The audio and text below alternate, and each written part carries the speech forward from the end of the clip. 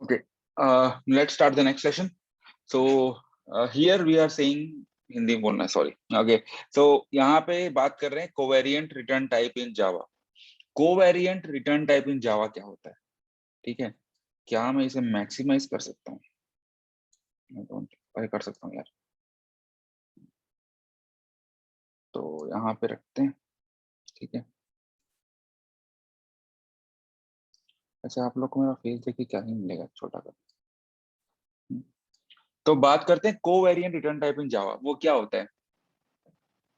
तो ये मेथड का रिटर्न टाइप जो होता है जिसको आप रिप्लेस कर सकते हो एक नैरोवर टाइप के लिए. जब आप नैरो मतलब कि थोड़ा, जैसे बॉर्डर कॉन्सेप्ट है उसको छोटे कॉन्सेप्ट में मैं छोटे चीजों पे कर सकते हो. कब?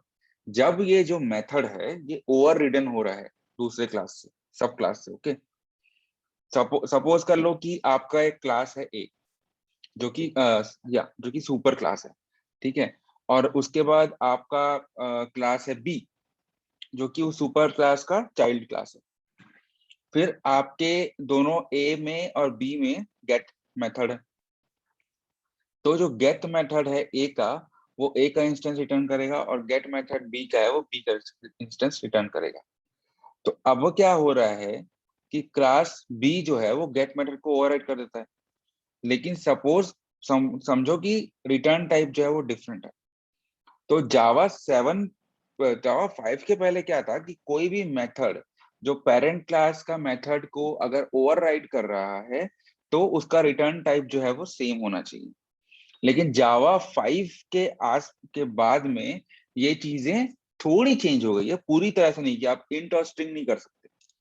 तो अगर आपने ऑब्जेक्ट लिया हुआ रिटर्न टाइप पेरेंट का, तो ऑब्जेक्ट का जो चाइल्ड है, जैसे कि ऑब्जेक्ट के चाइल्ड इंट हो सकता है, स्ट्रिंग हो सकता है, वो आप रिटर्न टाइप में कन्वर्ट कर सकते हो. तो उनको एक तरह से कोवेरिएंट रिटर्न टाइप बोला जाता है. ठीक है, अब आ गया, सॉरी मैं एक्चुअली ये दे देना था पहले. चलो ठीक है. पॉलीमॉर्फिज्म.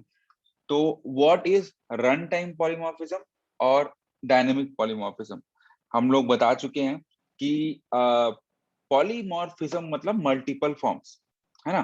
तो अगर हम मेथड ओवरराइड कर रहे हैं, जो मतलब कि क्या हो रहा है कि मेथड क्या ओवरराइड हो रहा है, क्या हो रहा है, वो सब रन टाइम में ही पता चलता है. तो इसलिए ये सब चीजें जो है वो रन टाइम में होती है, कंपाइल टाइम में नहीं होती, इसलिए इसको रन टाइम पॉलीमॉर्फिज्म बोलते हैं. लास्ट वीडियो मैंने यहाँ पे कार्ड में डाल दूंगा, तो you can actually check it out. Then 53. Is it possible to achieve runtime polymorphism by data members in Java? Data members क्या होते हैं? आपके लोग वेरिएबल्स अंदर पे. ठीक है, हमको मेथड से ही करना है तभी हो पाएगा, तो डेटा मेंबर से पॉसिबल है नहीं. अब डायनेमिक बॉन्ड बाइंडिंग और स्टैटिक बाइंडिंग में डिफरेंस बताने बोल रहा है. तो देखो, जैसे स्टैटिक पॉलीमॉर्फिज्म या स्टैट ओवरलोडिंग होता है ना स्टैटिक में, और डायनेमिक मतलब कि रन टाइम पे हो रहा है. तो डायनेमिक जो है उसमें आप पर्सन क्लास का ऑब्जेक्ट बनाओगे, सॉरी स्टैटिक में आप क्लास का ऑब्जेक्ट बनाओगे और फिर उस ऑब्जेक्ट से आप उस क्लास का मेथड कॉल करोगे. पर अगर आपको डायनेमिक करना है तो आप पर्सन का ऑब्जेक्ट ओ डॉट वॉक करके आप डायनेमिक जो बाइंडिंग है वो कर सकते हो, लाइक दिस. Now abstraction. तो what is abstraction in object oriented programming? तो अगर आपको किसी भी चीज का इम्प्लीमेंटेशन जो है वो छुपाना है तो उसको बोलते हैं एब्स्ट्रैक्शन. जैसे बहुत लोगों ने बहुत से एग्जांपल दिए होंगे. मैं बोल रहा हूँ, करेक्ट. तो मेरे मुंह से जो आवाज निकल रही है, आपको पता है कि इसके मुंह से आवाज निकलेगी. वो आवाज कहाँ से आ रही है, कैसे आ रही है, आपको नहीं पता. Again, so that is this mouth is kind of a exception from where, sorry, abstraction method from where you can open mouth, so like, or speak, so it will speak. But how it's speaking, what is the यहाँ पे कौन सा problem हो रहा है वो आपको पता नहीं. तो डिफरेंट क्या है एब्स्ट्रैक्ट क्लास से? देखो, एब्स्ट्रैक्शन जो है वो कॉमन चीज को आइडेंटिफाई करता है और कॉम्प्लेक्सिटी को हाइड करता है. ठीक है. जैसे मुंह से बोलना, लेकिन कहाँ से बोलना है वो नहीं पता, कैसे बोल रहे हैं। तो हमको सिर्फ यही मुंह पे ही फोकस करना है, जिससे आवाज निकल रही, कैसे आवाज निकल रही है उस पर फोकस नहीं करना है। एब्स्ट्रैक्ट क्लास में क्या होता है, तो एक एब्स्ट्रैक्ट क्लास है जिसमें कोई ना कोई अनइम्प्लीमेंटेड मेथड होगा, मतलब मैं माउथ बना के छोड़ दिया, वैसा देखो। एब्स्ट्रैक्शन थोड़ा अलग होता है। फिर एब्स्ट्रैक्शन और एनकैप्सुलेशन में डिफरेंस क्या है, सॉरी। एब्स्ट्रैक्शन जो है वो क्लास लेवल डिजाइन पे होता है, यानी कि इम्प्लीमेंटेशन डिटेल्स को वो हाइड करता है। जबकि एनकैप्सुलेशन जो है वो इंफॉर्मेशन हाइड करता है, मतलब मुंह पे मेरे एक दांत कितने हैं एंड जीभ क्या है, क्या रंग का है, दिस जब तो मेरा मुंह बंद है, आई नॉट आस्क कि भाई तुम्हारे कितने दांत हैं, तब तक वो काम नहीं करेगा। I think I'm just giving you very blatant example, not like standard example. तो फिर an example of encapsulation is marketing the member variables private and providing getters and setters. आजकल lombok ये सब कुछ और आ चुका है कि नहीं? So now what is an abstract class in Java? अभी बात किए थे कि इसमें एक या एक से ज्यादा एब्स्ट्रैक्ट मेथड हो सकते हैं जिनको इम्प्लीमेंट नहीं किया जाएगा, इसको दूसरे क्लास इम्प्लीमेंट करेंगे अपना काम चलाने के। फिर is it allowed to mark a method abstract method without making the class abstract? देखो, कोई मेथड एब्स्ट्रैक्ट है और उसका क्लास पब्लिक है, तो अरे भाई कहना क्या चाहते हो वाला हो जाएगा। तो बेसिकली अगर आपके पास एब्स्ट्रैक्ट मेथड है तो भैया क्लास भी एब्स्ट्रैक्ट बना दो, या तो इंटरफेस में खेल लो। अब is it allowed to mark a method abstract as well as final? देखो, फाइनल मतलब क्या, कि मैंने बोल दिया तो बोल दिया, ये लड़का इंजीनियरिंग करेगा तो इंजीनियरिंग करेगा। एब्स्ट्रैक्ट मेथड क्या है, ये लड़का है, ये कुछ भी कर सकता है। तो अगर तुम घर से ही इसको बोल के भेजो कि इंजीनियरिंग करेगा, और फिर वहां जाके इसके स्टूडेंट लोग बोलते हैं कि भाई तेरे को तो कुछ भी, तू तो कुछ भी कर सकता है, तो ये कॉन्ट्राडिक्टरी हो गया ना, परिवार में तो कलह हो जाएगा।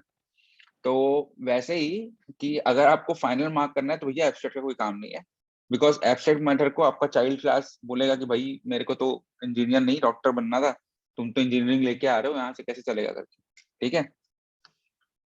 अब आप क्या इंस्टेंशिएट कर सकते हो एब्स्ट्रैक्ट क्लास को, जब उसका ऑब्जेक्ट ही नहीं है, कंस्ट्रक्टर ही नहीं है, तो कहाँ से इंस्टेंशिएट करोगे भाई। ठीक है।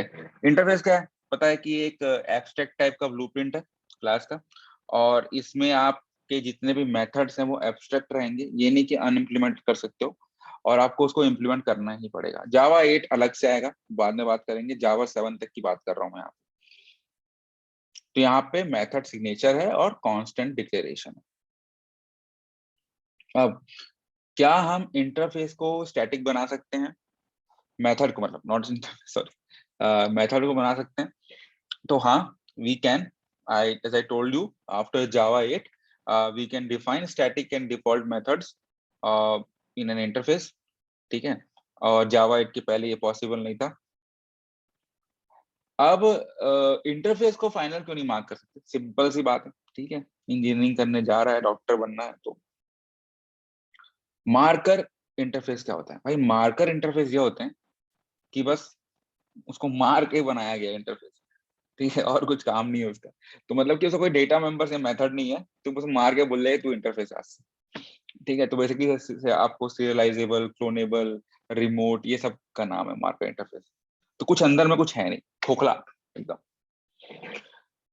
What can we use instead of marker interface? Annotations. ठीक है, at the rate serializable, at the rate cloneable, all those things different different होता होगा, पता नहीं, but and how annotations are better than marker interface. भाई देखो, annotation जो है वो एक बार में सारा काम कर देता है ना, क्या उसका प्रॉपर्टी है, वो क्या करने वाला है, कैसा है। लेकिन मार्कर इंटरफेस में आपको एक इंटरफेस बनाना पड़ेगा, उसको इम्प्लीमेंट करना पड़ेगा, फलाना ठिकाना सब चीज।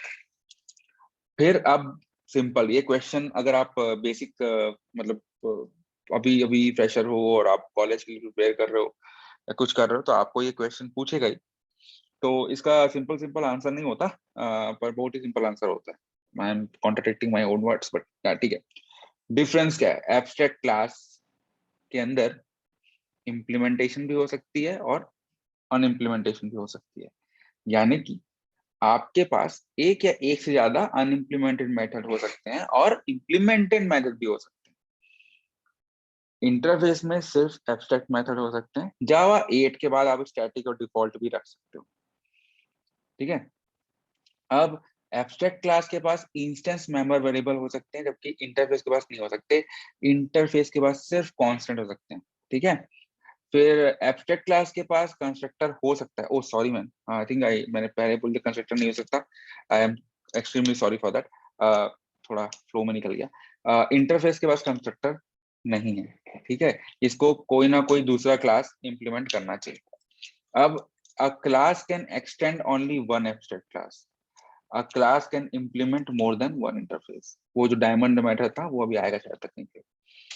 अब does Java allow us to use private and protected modifiers for variables? नहीं, सब कुछ पब्लिक है।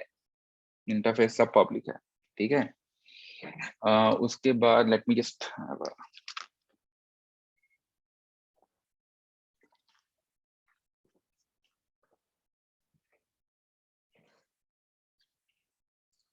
चलो कुछ पीछे छूट जाएगा। अब how can we cast to an object reference to an interface reference? जैसे क्लास में करते थे ना, वो अभी बात किया था पब्लिक वाला, मतलब पर्सन ओ करके डॉट वॉक वाला। तो an object implements N interface can be cast to the same interface. Since an object implementing an interface already provide the implementation of the methods of that interface, it is allowed. देखो भाई, इतना लंबा चौड़ा लिखने की बात आदत है नहीं मेरे को बोलने की। तो what I'll do is I'll try to give you a simple example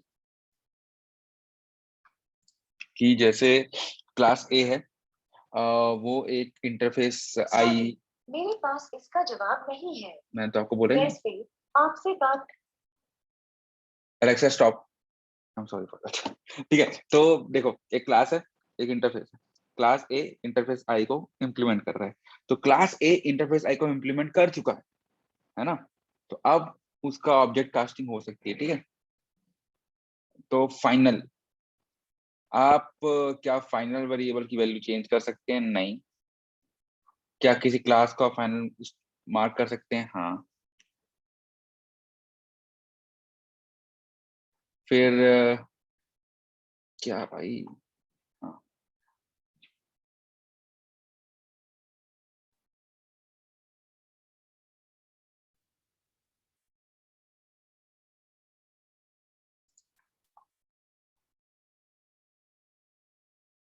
चलो, can we create a final method? Yes.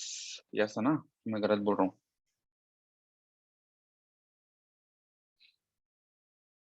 अब आप इनहेरिटेंस कैसे प्रोहिबिट कर सकते हो? अरे यार क्या है ये।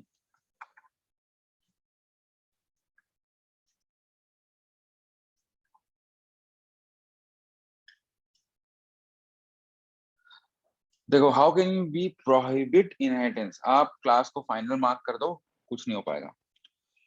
फिर इंटीजर क्लास फाइनल क्या है भाई? इंटीजर जो है एक रैपर क्लास है इंट का। तो अगर इसको हम लोग फाइनल मार्क नहीं करेंगे ना, तो क्या हो जाएगा कि इसको कोई भी क्लास एक्सटेंड कर लेगा और इंटीजर क्लास का ही बिहेवियर चेंज कर देगा, क्योंकि ओवरराइडिंग के हिसाब से। तो इसलिए हम लोगों ने इंटीजर जो रैपर क्लास है उसको हम फाइनल मार्क किए, जैसे स्ट्रिंग फाइनल रहता है। तो what is a blank final variable? जब किसी फाइनल वेरिएबल को बिना कोई वैल्यू के इनिशियलाइज करो तो, सॉरी इनिशियल वैल्यू दो, तो वो ब्लैंक है। मतलब आप कंस्ट्रक्टर पे फिर जाके उसको देते हो। फिर how can we initialise a blank final variable? अरे यार कुछ भी। Is it allowed to declare main method as final? Yes. Package, रुकता हूँ यहाँ पे, है ना। ऊप्स कॉन्सेप्ट खत्म कर रहा है। पैकेज पे कल वाला आएंगे।